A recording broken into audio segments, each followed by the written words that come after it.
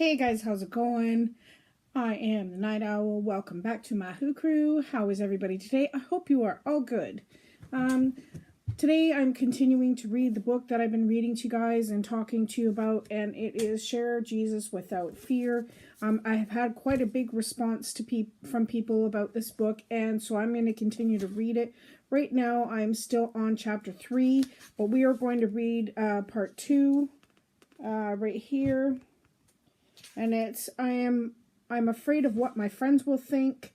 And if we have enough time, I will also read I don't think I can share with my coworkers, which is a huge issue too for a lot of people. So let's start it off with this. Martha, a woman in her early 60s, approached me one evening after a seminar. My husband and children aren't saved, Martha said with tears running down her cheeks. I've never had the courage to explain the gospel to them. I was always worried about what they would think. And I'm going to stop there really quick and just make a quick point. I was the same. Although when I was about 7, my parents became Christians, but I was just worried about, my aunts and uncles and stuff like that. Is that the way you stay silent? Because you were worried about what your friends will think? Well, let me ask. What do they think of you now? Either you can share your faith, or you can say nothing and in your silence love your friends into hell. And I mean, that's a strong way to say it, but it's basically the truth. Some people say, I'm afraid my friends will persecute me if I share. Jesus promised us nothing less. He said, if they persecuted me, they will persecute you. And that's in John chapter 15, verse 20. Yes, this is not all bad news.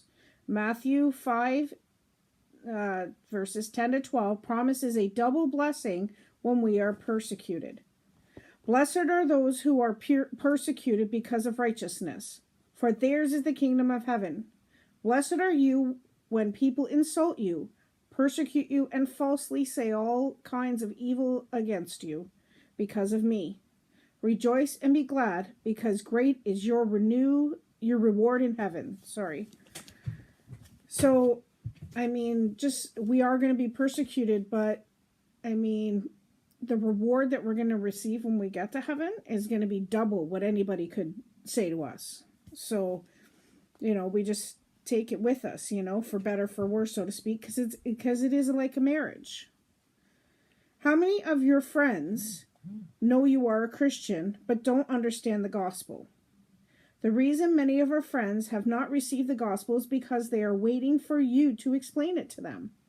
So if you hear them asking questions or saying like, I don't understand this or I don't understand that, take that as your opportunity to maybe go and research it if you're not sure, or speak it if you are sure, and just say, hey, I'd like to tell you if you're willing to listen, or I'd like to tell you if you're really curious about that, Christine was surprised to find this to be true. She had known Joel for 20 years. He knew she was a Christian, yet she had never explained the gospel to him.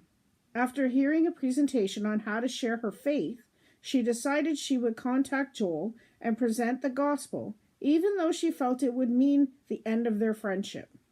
A few days later, when she was sitting on her sofa, she said, Joel, all these years you've always known where I am spiritually. But how about you? Where are you? And that's a tough question to ask some people, because they're like, oh, don't get into that spiritual stuff with me. I don't want to hear about that. And when you get that, just like, okay, you know what? Just respect that. Back off and just let it be. But if they're like, well, I don't really know, I'm not really into that, take that as your opportunity to kind of probe it a little bit more and see what they think. I'm also happy because Christine was finally able to speak to Joel. Joel opened up to her. Christine presented the gospel to him, and he submitted his life to the Lord. And I'm also happy to say that Martha, the older woman who had never shared her faith with her family, also caught the vision. Later that night, after the seminar, she told me, tonight I have found the courage and the freedom to tell my family about Jesus. And for the first person I'm going to share this with is going to be my husband. And sometimes for you women out there, sharing our Christian faith, if our husbands or men, if your wives are not Christian, it's hard for us because we are afraid that we're going to lose that spouse because of how they feel about spirituality. Although Martha and Albert had never discussed spiritual matters, she went home and asked the 5 opening questions.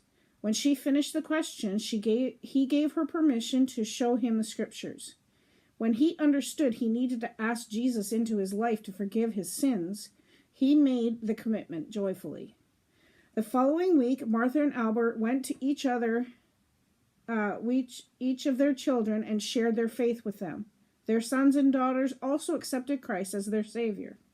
After that, Albert took time off work, and he and Martha visited in other states where they had the privilege of sharing their faith and leading their loved ones to Jesus. And that's a hard thing to do because, you have to get into a good Bible-based church, one that is actually get you right down into studying the scriptures and the Bible itself. Because when you go over to these places overseas and on mission trips and everything with your church, you need to know that information. It's just they're so curious about this stuff. So yeah, that's a good place to start. Your own neighborhood, your own backyard, your own home is a good place to start sharing. Because if you can share it with your kids and share it with your spouse and share it with your family, that's a good place to start. Because once you get that confidence, then you can get out and you can share it with your neighbors. I'm not all that great, so I'm trying. I'm really trying. I am with a couple of neighbors. I do have one other Christian neighbor in my neighborhood, which helps too, so it's definitely a blessing. So, we're going to go on to part 3. I don't think I can share with my coworkers. Excuse me, hold on. A lot of us have that problem at work because we think our boss is going to hear it, we're going to get fired, we're going to be alienated at work. Things are going to get more difficult at work. So that does make it a difficult process.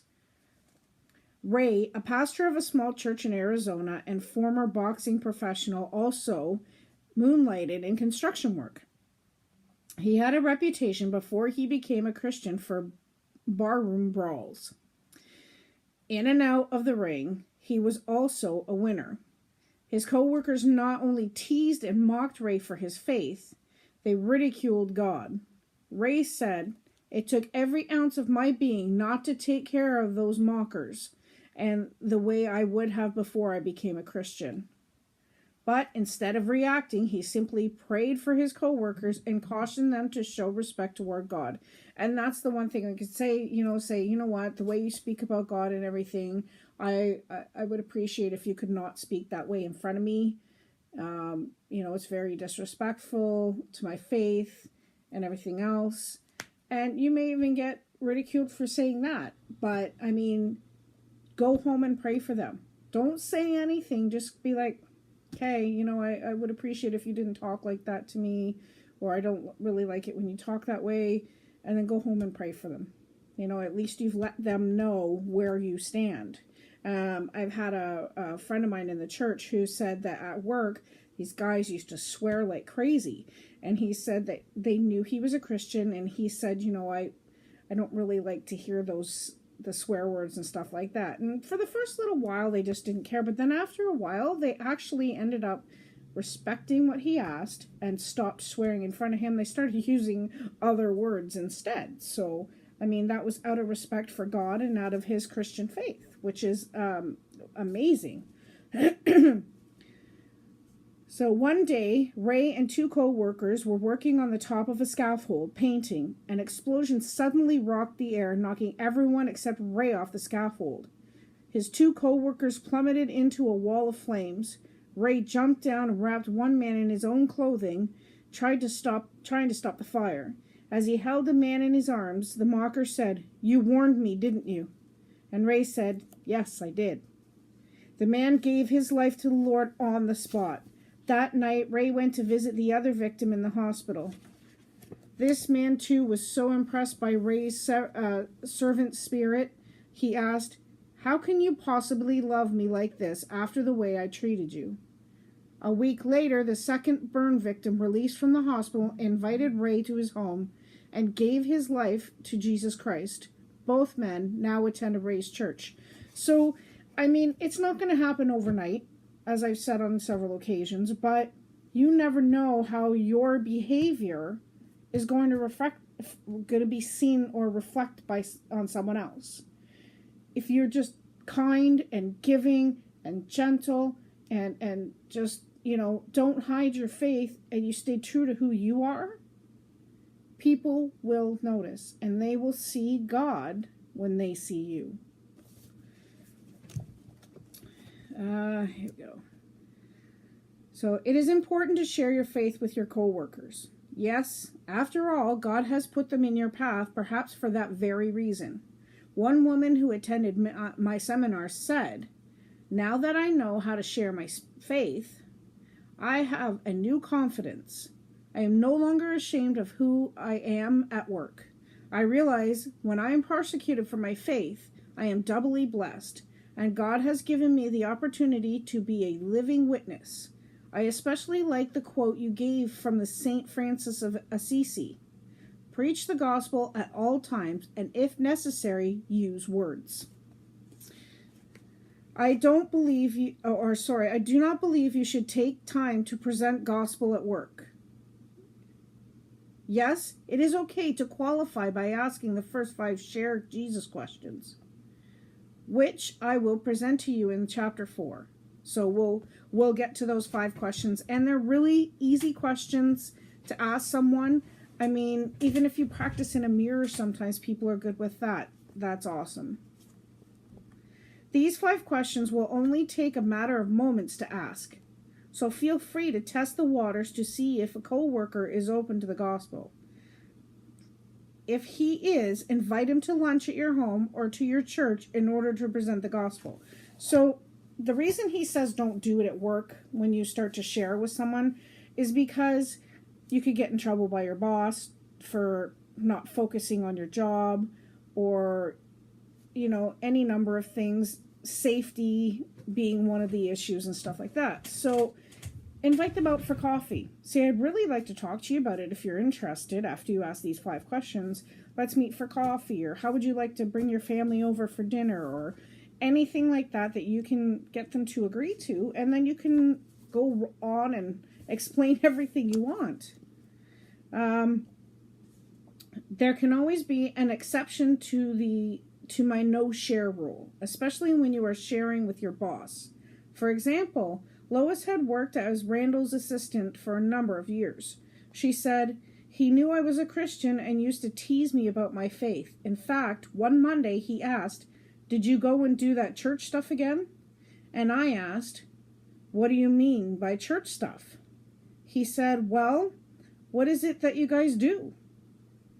Lois said, 'Let me show you what I learned Sunday night.' She sat down and asked him the 5 Share Jesus questions she had learned from my seminar. Then took him through the verses of Scripture. Right there, Randall gave his life to the Lord. She said, 'My husband now disciples Randall, and Randall and I pray together every day before we start work.'" So you can take those opportunities just like that. Someone who's teasing you and everything else, who's sitting there saying, calling you a Bible thumper, and, you went to church on a Saturday? Like that one I've heard. "You went to church on a Saturday? What are you doing?" Or, "You went to church on a Monday night?" Like, I hear that a lot. I get Bible thumper, holy roller, Jesus freak. And you know what? I'm a Jesus freak. I love him. He's done so many wonders in my life. Even my kids tell me, they said, "Mommy, we like it better when you go to church." And I asked them why, and they said, "Because you're much nicer." And it's really helped a lot of issues that I've had in my life. So the focus this week, pray. Take an opportunity to see how your family, your friends, your co-workers, see where they are spiritually. Ask them. Anyways, thank you so much for joining me. We'll get to part 4, chapter 3 next week. Thank you so much for joining me. And remember, we've got to obey God and share his word. God bless everyone. Take care.